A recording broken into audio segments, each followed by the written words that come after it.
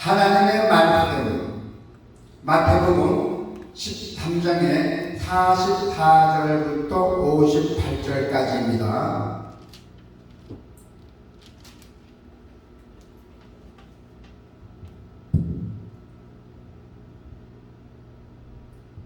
같이 하나님의 말씀을 한번 볼까요?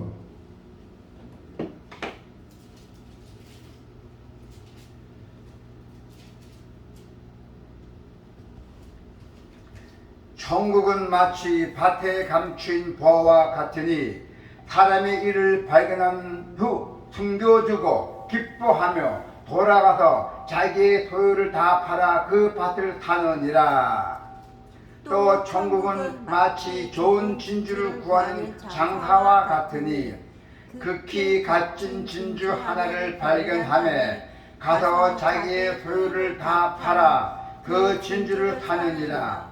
또 천국은 마치 바다에 치고 각종 물고기를 모으는 그물과 같으니 그물에 가득하며 물가로 끌어내고 안아서 좋은 것은 그릇에 담고 못된 것은 내버리니라.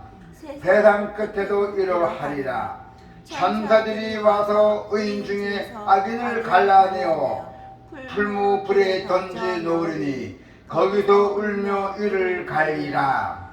이 모든 것을 깨닫느냐 하시니 대답하되 그러하오이다. 예수께서 이르시되 그러므로 천국에 제대된 서기관마다 마치 새것과 옛것을 그곳에서 내온 집주인과 같으니라.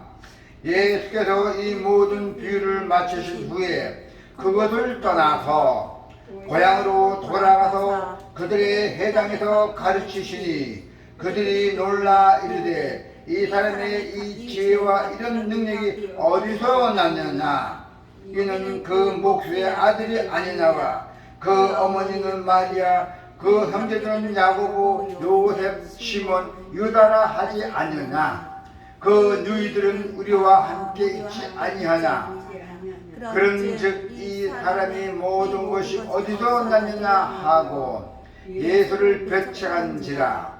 예수께서 그들에게 말씀하시되 선지자가 자기 고향과 자기 집 외에는 존경을 받지 않음이 없느니라 하시고 그들이 믿지 않음으로 말미암아 거기서 많은 명령을 행하지 아니하시니라. 아멘.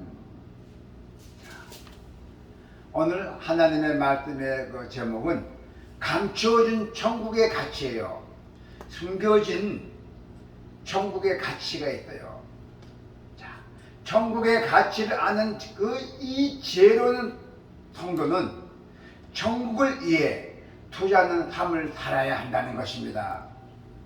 천국을 위해서 투자하는 삶을 살아야 돼요. 능력 있는 투자가는 미래의 일을 예측해서 큰 이익을 얻을 가능성이 있는 곳에 투자합니다. 능력 있는 투자들은 그래서 미래를 보는 눈이 있느냐 없느냐에 따라서 투자의 성패를 좌우하죠. 성도는 당장 눈에 보이지는 않지만은 반드시 완성될 천국을 위해 아주 지혜로운 투자가가 되어야 한다는 것입니다. 자, 성도 여러분, 천국의 가치를 아는 지혜로운 성도가 되어야 합니다. 천국의 가치를 아는 자는 천국을 위해 아낌없이 투자한댔어요. 심지어는 가장 소중한 생명까지, 나의 생명까지도 천국 위해서 바친다는 것입니다. 할렐루야! 천국은 마치 밭에 숨겨진 보화, 좋은 진주를 구하는 장사와 같다는 비유의 말씀은 바로 이러한 진리를 교훈합니다. 당시에 전쟁이 일어나 피난을 갈 때도 보화를 땅에 묻는 경우가 많았어요. 갖고 갈 수가 없잖아요. 그래서 보화를 땅에 묻는 데였어요.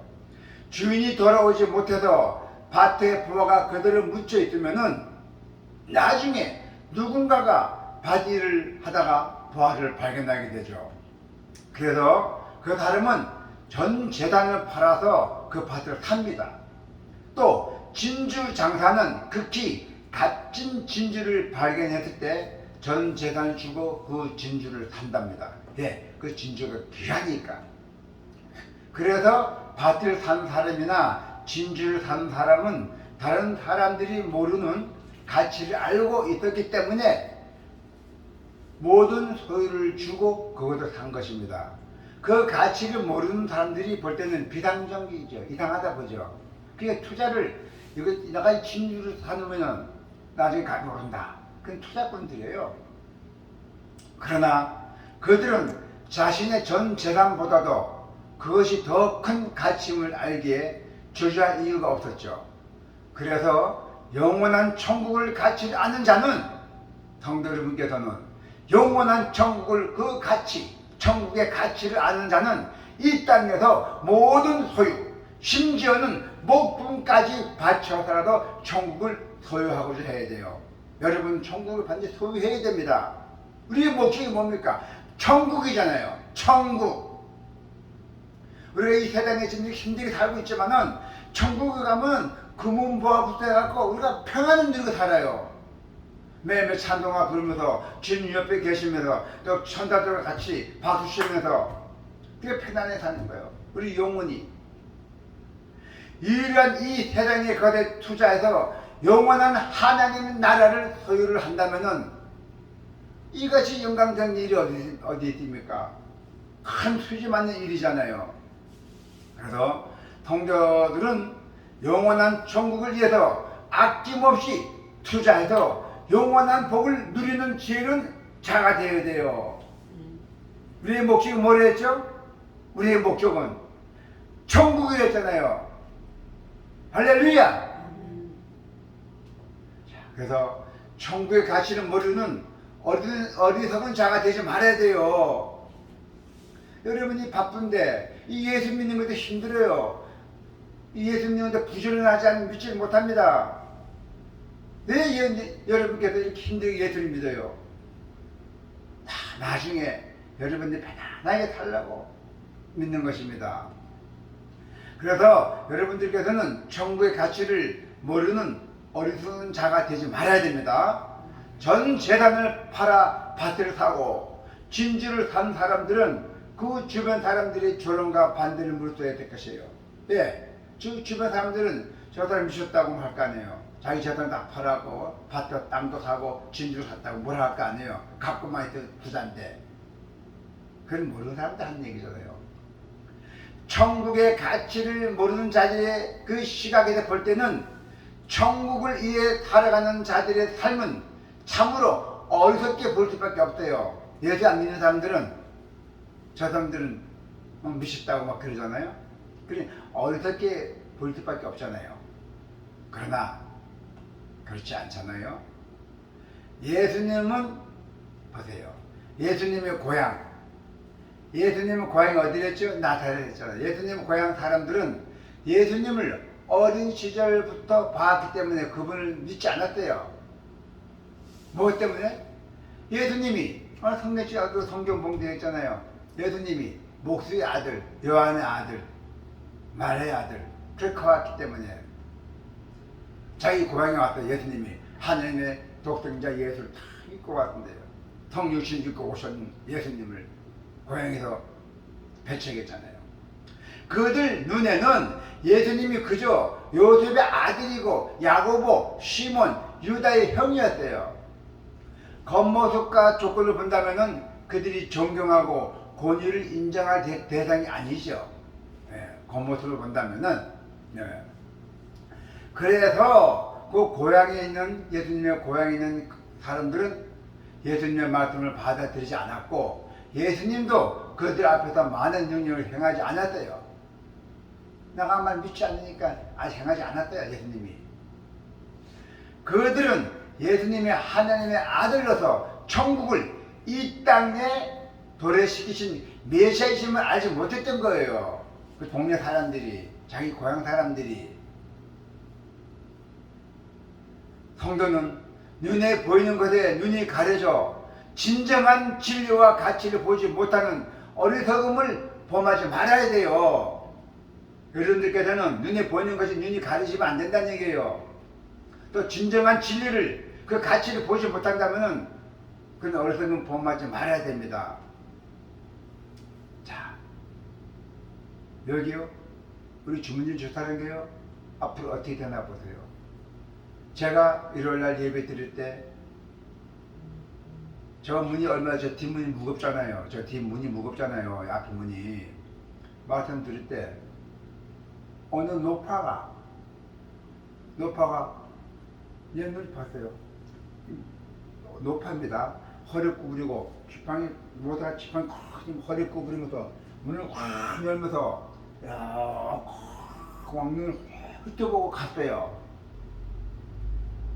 일요일 날입니다. 너 하나님 사랑한 자가 예배 잘 되나 안 되나 확인하러 왔어요.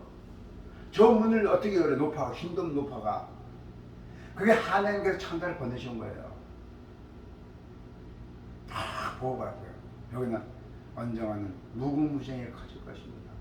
그렇지 않아도 아픈 자들, 병든 자들, 진짜 힘없고 하는 병원 의사도 고치도 없는 병들 벌써 몇 번 고쳤잖아요. 그 역사가 일어난 것이에요.